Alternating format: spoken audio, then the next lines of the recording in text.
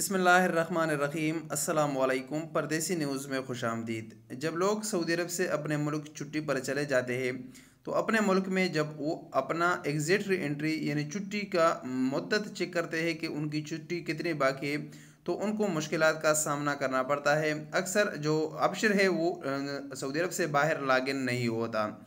इस मौजू पर मैंने पहले भी एक वीडियो बनाई थी। इसमें मैंने आसान तरीका बताया था कि आप सऊदी अरब से बाहर अपनी छुट्टी को किस तरीके से चेक कर सकते हैं।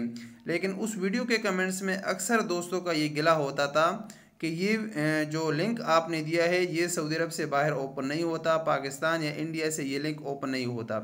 तो मेरा दिली ख्वाहिश था कि जब भी मैं पाकिस्तान जाऊंगा तो मैं ये तरीका चेक करूंगा कि आया ये लिंक पाकिस्तान से ओपन होता है या नहीं होता।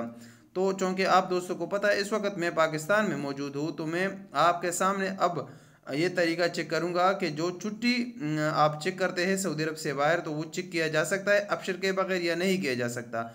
मैंने तो 2-3 दफ़ा ट्राई किया। यहाँ पाकिस्तान में आसानी से वो लिंक ओपन होता है।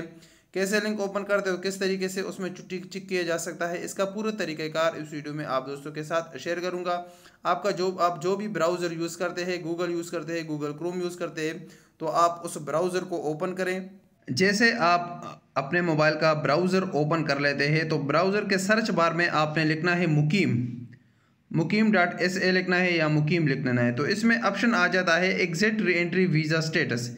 ये या दूसरे नंबर पर आएगा या पहले नंबर पर। तो अब यहाँ पर पहले नंबर पर है तो exit re entry visa status पर क्लिक कर लेते हैं।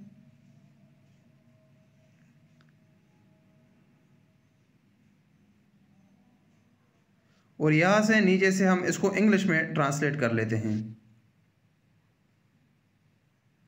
ये वीडियो सबसे पहले तो आपको पता होना चाहिए ये 5 अप्रैल है और मंडे है और आपको पता है कि मैं पाकिस्तान में हूँ तो इसीलिए आपको ये शक शुबा नहीं होना चाहिए।